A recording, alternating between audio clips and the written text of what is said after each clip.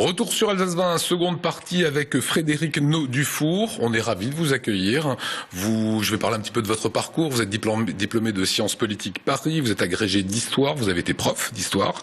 Vous avez après travaillé au cabinet d'Hubert Falco, qui était secrétaire d'État chargé de la défense et des anciens combattants, avant de prendre la direction depuis 2011 du Centre européen du résistant déporté. C'est au Struthof. Aujourd'hui, on vous invite, on va parler de ça, on va parler de cette actualité autour des droits de l'homme de ces derniers temps. Et on va parler aussi de ce club de la presse qui vous plébiscite. Le club de la presse vous a élu femme de l'année. Comment est-ce que vous avez accueilli cette nouvelle ? Avec d'abord une grande surprise et puis une grande joie. Des femmes de l'année, il y en a beaucoup d'autres qui auraient pu prétendre à ce titre. Je le prends pour moi, bien sûr, mais je le prends surtout pour le travail du Centre européen du résistant déporté, pour tout l'effort qui est mené par moi, mais par tous ceux qui m'ont précédé, par toute l'équipe qui m'entoure, pour justement continuer à défendre cette idée de la tolérance entre les hommes. C'est le maître mot. Voilà, les valeurs qu'il faut partager avec le club de la presse, c'est la liberté d'expression, les droits de l'homme, le dialogue entre les cultures et les religions. Quel a été votre travail quand vous êtes arrivé au Struthof il y a 4 ans maintenant? Qu'est-ce que vous souhaitiez à ce moment-là mettre en place? Je souhaitais avant tout que ce lieu qui est unique en France soit connu. Ça paraît un objectif peut-être un peu modeste, mais ce que l'on constate, c'est qu'en dehors de l'Alsace, ce lieu manque complètement de notoriété. Si vous en parlez à Paris, même à des universitaires ou à des gens qui ont une grande culture, beaucoup ne le connaissent pas. Et je trouve que c'est particulièrement regrettable parce que c'est un lieu fort, c'est un lieu qui est sur notre sol et qui nous raconte aussi une partie de notre histoire en Alsace. Et qui est le symbole de la barbarie aussi des hommes. Et qui est le symbole de la barbarie des hommes, exactement. Oui. Et ça, c'est important que toutes les générations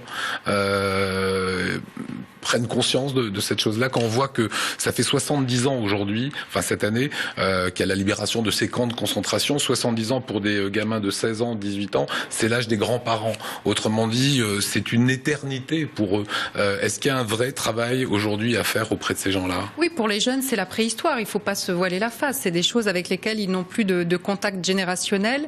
C'est vraiment important qu'ils viennent dans un lieu comme celui-là parce que les lieux physiquement dégagent quelque chose. Comme le témoignage, qui est vraiment un lien direct avec la personne qui a subi. Mais un lieu, des pierres, du bois transpire quelque chose. Et lorsqu'on est pris dans une baraque d'un camp ou lorsqu'on est entre les miradors, entre les barbelés, on ressent physiquement quelque chose. Et ça peut être la première marche pour ensuite donner la compréhension, la culture historique. Mais il faut cette émotion sans doute au départ. Si on la ressent quand on rentre dans le camp. L'an dernier, vous avez commencé des travaux de restauration.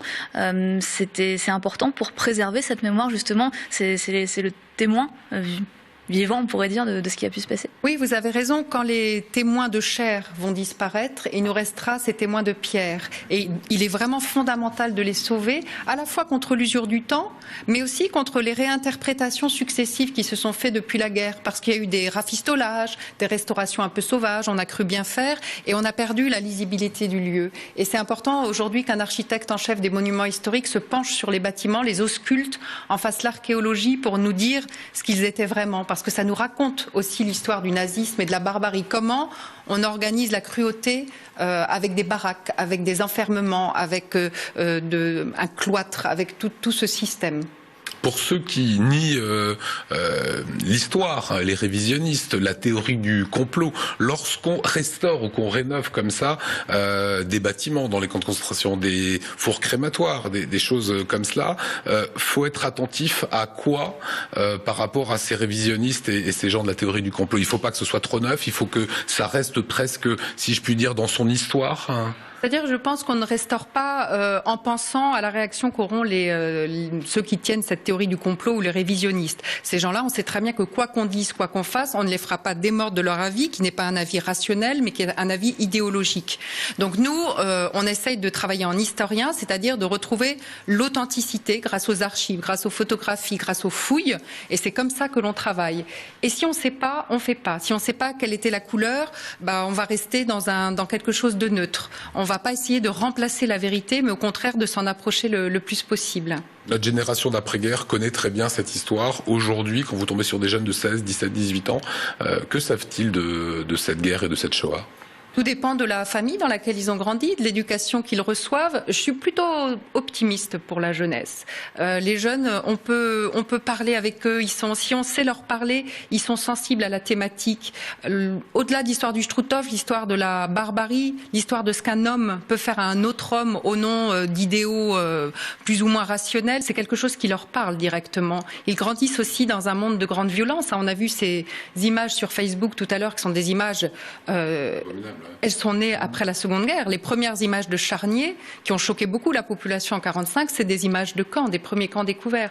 Donc ils vivent dans cette culture de l'image violente et cette violence-là, on peut s'en servir pour leur dire la violence que vous avez sur les jeux vidéo, dans les films de zombies, c'est pas la vraie violence. La vraie violence, c'est celle qui s'est exercée ici en catimini, de manière secrète et de manière épouvantablement efficace. Aujourd'hui, au regard des derniers événements, est-ce que c'est le retour de la barbarie ? Non, je pense pas. C'est pas le retour. La barbarie, elle a toujours été là. Depuis la Seconde Guerre mondiale, il faut pas oublier tous les génocides qui ont eu lieu, tous les massacres qui ont été commis pas très loin d'ici, en Yougoslavie. Il faut pas oublier le Rwanda. La barbarie n'a jamais cessé. Mais en même temps, ce serait très négatif d'en rester là. En même temps, l'homme est capable du meilleur. Et il a toujours été capable du meilleur en même temps que la barbarie. Que ce soit pendant la Seconde Guerre, dans les camps, il y a eu des gestes d'une immense générosité dans les camps. Et en même temps aujourd'hui. Et je pense qu'on va s'en sortir si on continue à faire confiance. Il faut faire confiance en l'homme. On a tous du bon en nous. Et on a tous du barbare aussi. Mais il faut résister. Et quand je vois notre ami qui ferme sa page Facebook et qui nous dit c'est un tout petit geste, c'est individuel, ça ne porte pas à conséquence, en réalité pas du tout.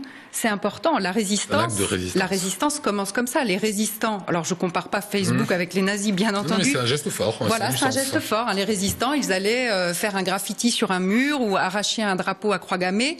Ça leur paraissait rien, mais la différence, c'est qu'ils risquaient leur vie. Mais c'était le début de quelque chose. Dernière question, vous qui êtes né en Afrique, je fais un raccourci, vous êtes né en Afrique, est-ce que vous y retournez en Afrique aujourd'hui avec les événements qu'il y a? On voit que les Français, on brûle le drapeau, ça devient très dangereux, il y a Daesh qui se développe dans de nombreux pays. Est-ce que vous y retournez? Je vais régulièrement en Afrique. Alors j'évite d'aller dans les zones où c'est très dangereux. En même temps, je pense qu'il faut continuer aussi à entretenir les liens avec ces pays-là, à nous entretenir avec les Africains qui croient aussi dans cette France des droits de l'homme. Donc il faut pas les lâcher. Il faut continuer à aider cette Afrique qui nous aide aussi d'une certaine façon à être des hommes. Voilà, notre invité Frédéric Néau-Dufour, aujourd'hui prix du Club de la Presse 2015. Merci.